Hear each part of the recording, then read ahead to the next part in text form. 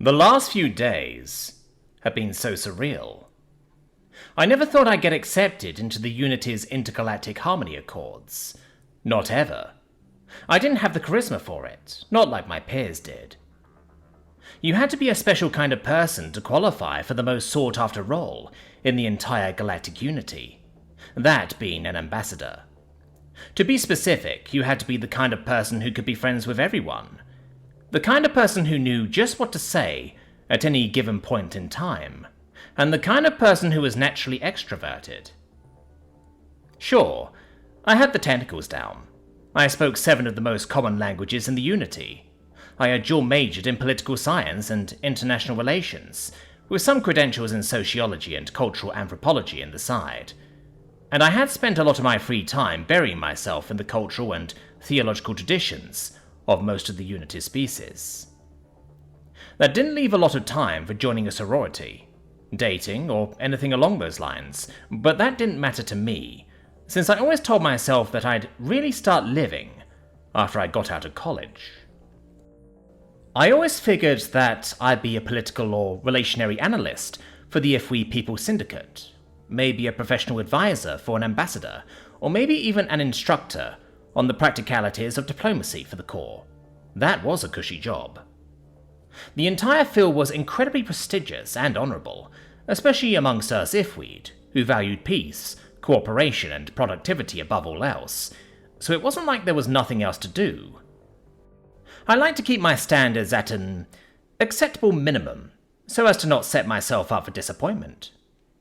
Expect the worst and hope for the best was what my parents always told me, since having proper and reasonable expectations for all things was an important part of fostering valuable relationships.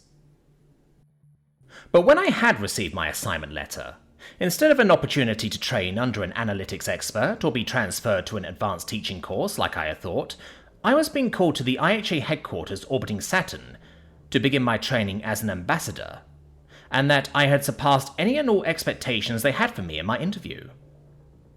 I should have felt elation and pride, but all I felt was dread. There must have been some mistake. I didn't want to embarrass myself, and this was the job that everyone wanted. Failing even a little bit would be humiliating beyond measure, but I couldn't just turn this down. To reject an opportunity like that would be beyond humiliating. It would break my family's hearts. So there I sat, in my dorm room, finishing packing up my belongings. I hadn't called my parents yet, but I called every week on Sunday. Now it was Tuesday and I was late.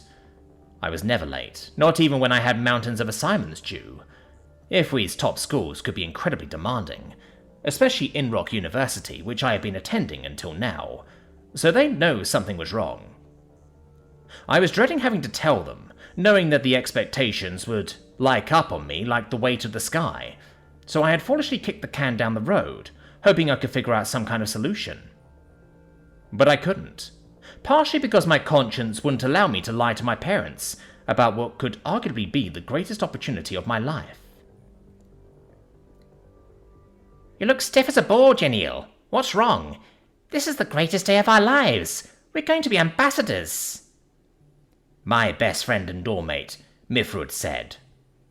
She was a Zuria, a felinoid species from the massive frigid ice world of Narun. They were tall and muscular, and not unlike a Terran lynx, which was unironically her favourite animal.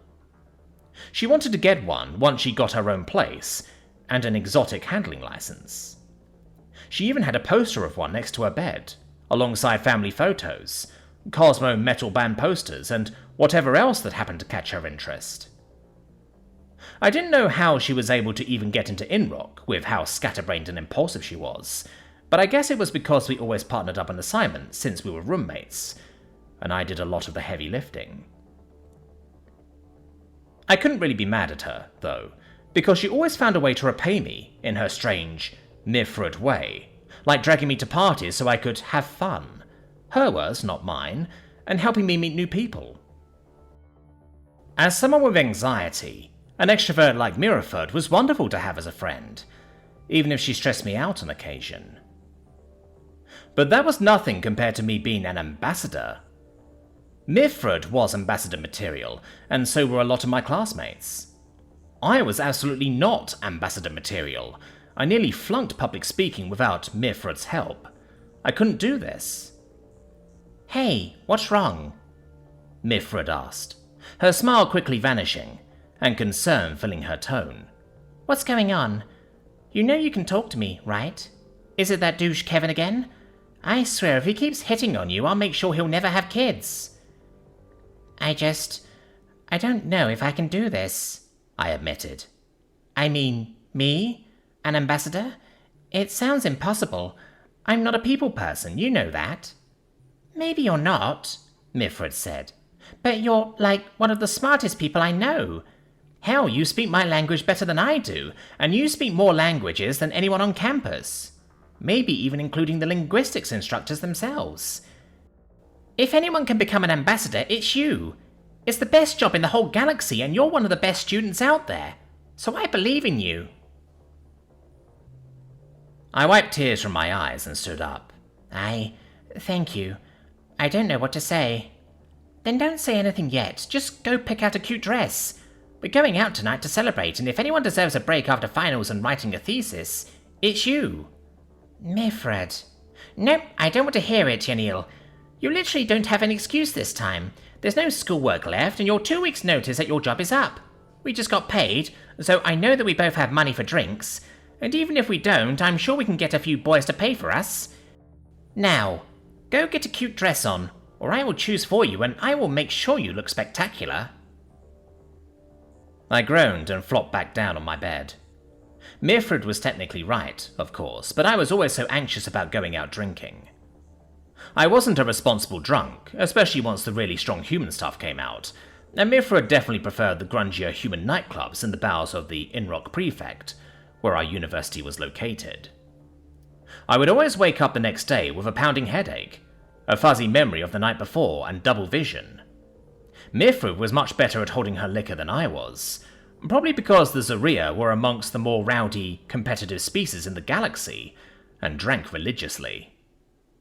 It was even a common joke amongst the other species that a Zaria mother's milk was a half whiskey and a half wine if they lived on a world with a human presence, as they absolutely adored human spirits like nothing else. Maybe because humans have found a way to make some of the most potent spirits early on, and refine them further than any other species. And to this day, human brewing and distillation methods were closely guarded secrets. Mifred, you know I can't drink like you do. She laughed, and ran her paws through her hair, as she started to shave her fur down short again like she did every week, and apply makeup liberally. Oh, you're just afraid to let loose is all. Who knows? Maybe if I can get you buzzed enough, you might get laid before you set off for Jupiter. Mifred, I said, horrified by my best friend's crudeness. I don't... Oh, come on. You need to drop your pants for someone, she insisted. And I've seen how you look at humans. Kevin might be a douche, but a lot of the human guys in campus are cute, and I'm sure you can find one at a club and take him for a spin. Mifred, that's so garish, I sputtered. I'm not that kind of woman. And what's wrong with being that kind of woman for at least one night? Mifred countered. You've been this super professional workaholic boss bitch for the last 4 years, to the point where even the bags under your eyes have bags, and that's even with you having fur to hide them. It's time you actually reward yourself for all that hard work and go get shit-faced. Maybe with a few cute guys, she said. Or girls. I'm not into that, but if you are, then more power to you. All I need from you is to relieve some of that stress before we take off, or you'll be an anxiety-riddled, bumbling mess by the time we reach the Sol system. I'll be fine, Mifred. I don't need to go out clubbing. Well, we might not need to, but we should. We've got nothing better to do, and you know it. Mifred. Mifred began fluffing her fur, before looking for something to wear. She settled on torn jeans, an ash-grey blouse, and her favourite amber necklace. Just put on something nice so we can go out to lunch. That tangine place down the street has got some of the best food I've ever had, and we'll need something in our stomachs if we're going to last tonight. Especially you. I rolled my eyes and stood up before dragging my feet and groaning for dramatic effect, causing Mifred to chuckle. I noticed that she wasn't wearing a dress and got suspicious. If you're not wearing a dress, then why should I? Well, it doesn't have to be a dress, but you look way better in dresses than I do. You've still got that red miniskirt I bought you, right? Yeah, I mumbled. I do. I pulled it out of the drawers built into my bed frame and glared at it, as if this was all its fault. To be fair, I did like the dress. Mifrud had a good taste in fashion, even if we liked to wear completely different things. Suddenly, before I could protest more, my phone began buzzing in my pocket, and I felt my heart sink down to my stomach. I pulled it out and saw my mother's caller ID. Who is it? Is it your mum? Mifrud asked, as she popped 2 hoop earrings into each of her long feline ears, and slipped some bangles onto her wrists. She looked great, as always, but I was a lot more self-conscious. She was right about me having a thing for humans, but I didn't think humans were really into me. Besides Kevin, of course, but he tried to sleep with anything that moved. I liked humans on a superficial level, their body shape, their physique, and their long, thick hair. Humans often compared my species to their beloved canines, something akin to sheepdogs with our long, speckled white fur, and our naturally occurring heterochromia, one eye colour from each parent, and while there were some physical characteristics we liked about each other, culturally we were so fundamentally different. Humans had always been the violent ones of the Unity, alongside a select few others like the Zaria and the Thiafurs, but in many ways even more so than any others. We were even taught in school that when the first 3 founding species of the Unity, that being the Ifwid, the Zaria, and the Nivians, had found humanity, they were still killing each other with relatively primitive weaponry, like nuclear warheads. The Unity had intervened, and with plenty of convincing and shows of good faith, they were able to convince humans to largely give up their violent and warlike ways, albeit hesitantly. They still formed the backbone of the Unity's small domestic peacekeeping force, alongside the other more rowdy species, but they had also embraced the ideals of peace, friendship, and prosperity the Unity had always stood for. Due to this origin, humans were action-oriented, hot-headed, but also naturally outgoing. Some even joking about them being the bards of the galaxy, which I couldn't exactly disagree with. My species, the Ifwid, were timid, contemplative, and collaborative. We were naturally docile and non-confrontational, although even the best scientists couldn't figure out why, and we preferred to solve our issues through conversation and searching for common ground. The Zaria were much more like humanity than the Ifwid, competitive and outgoing, with a penchant for being hot-headed and stubborn. They and humans got along splendidly, but I always found it hard to relate to humans when all I wanted to do during my free time was wrap myself up in blankets and read my favourite science fiction novels. I felt inadequate for anyone other than another Ifwid, mainly because I didn't think I'd click with anyone else. The Ifwid often partook in arranged marriages anyway, so my parents would want to introduce me to someone once I got home. By the 7-year summer, I'd have no shortage of suitors once word of my placement got out. On the inside, I wanted to curl up into a ball and die, because I had absolutely no interest in being pursued by a million different males, all looking to snag me like a carnival prize simply because of my career prospects. Maybe meeting a guy in the club with Mifrud wasn't such a bad idea after all. My phone buzzed again, jerking me out of my thoughts. I then took a shaky breath and accepted the call, terrified of them knowing the truth.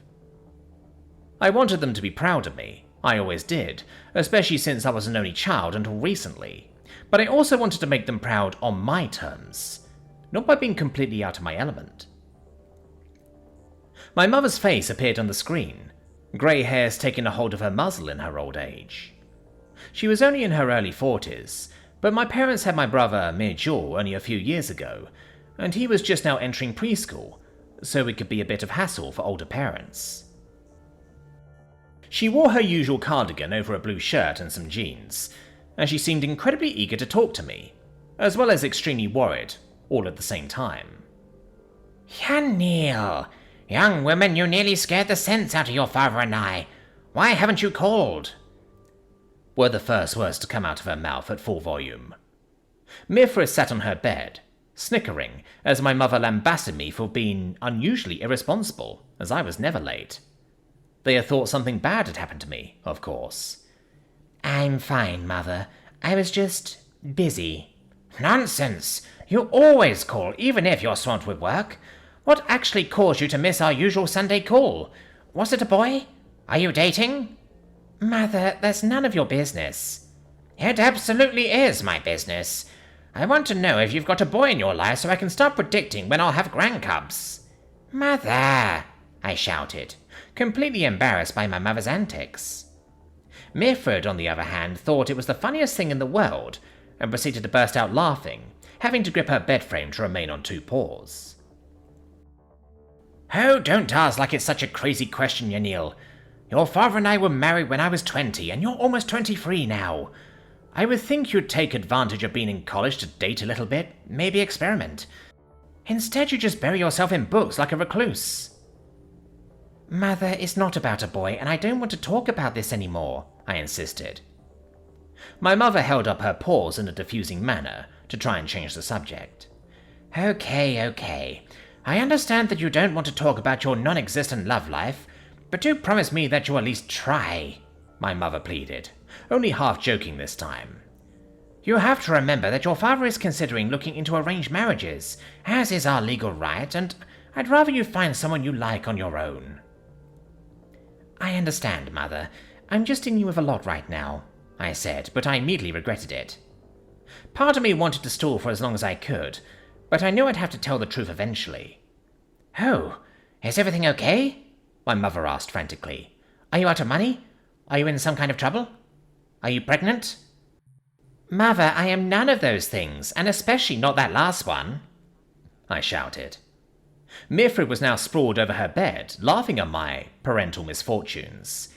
I simply received my assignment letter, and I'm just a bit nervous is all. Oh, that reminds me.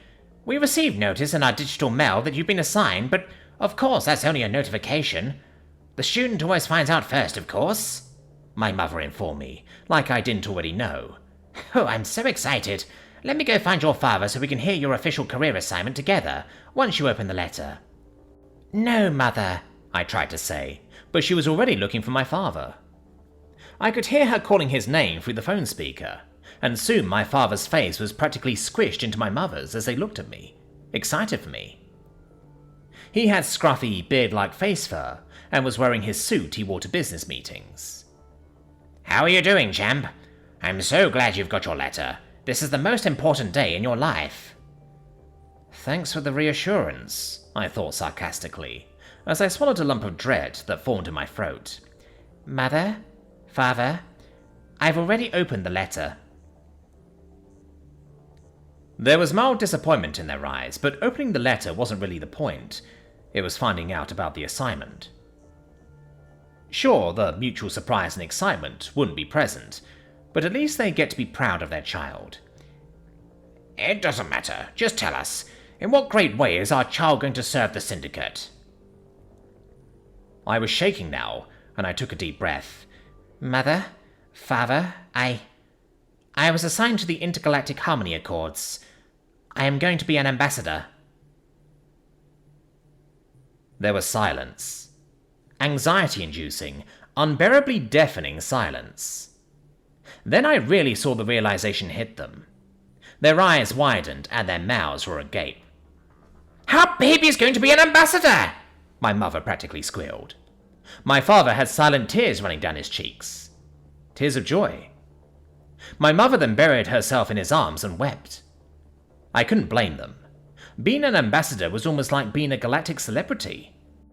The kind that was celebrated for bringing an overwhelming good to the galaxy, rather than simply being rich or talented. I also came from a middle-class family, with both parents working as well, and while the Unity had largely eliminated poverty, it didn't in any way deter many people from the allure of being wealthy.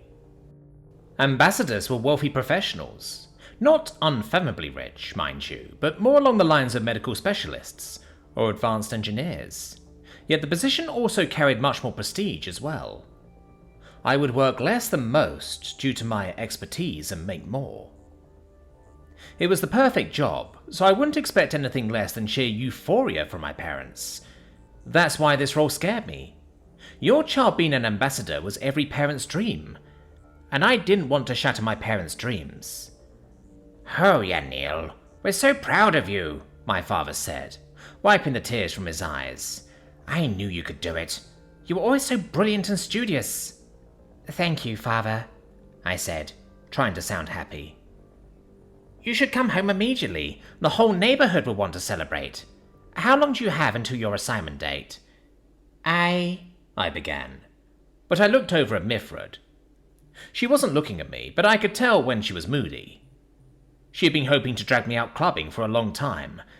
I knew that because she kept alluding to it and even outright asking me, but I always had a good reason not to go until today. And despite my anxiety introverted personality, I did enjoy going out clubbing with her, even if it only really became fun after a drink or two and my inhibitions began to melt away. And she loved doing it. That was the most important part. Mifrod had done a lot for me, from helping me pass public speaking with her tips, tricks, and encouragement, to dealing with shitty guys like Kevin, who liked to be pushy with more reserved girls like me. His nose was still a little crooked from when she had broken it the last time, so I owed it to her to go out and have fun clubbing with her, even if the beginning of the night was always the worst part. I never regretted doing it in the end. I can't come back just yet, father, I said, looking up at Mifrod with a glint in my eyes. I have to wrap up a few things first. I can be there in a few days, though. Ah, I see, he replied. Just let me know if anything changes. I've got to get some tissues for your mother. You know how emotional she can get. Before he could hang up, I saw my mother frap him on his head while he laughed. I looked up at Mifrod. Okay, we're going clubbing tonight, but you're buying the first round of drinks and we're getting absolutely shit-faced tonight, I insisted, the anxiety leaving my body a little bit. Something tells me that, after tonight, we won't be able to party for a long time.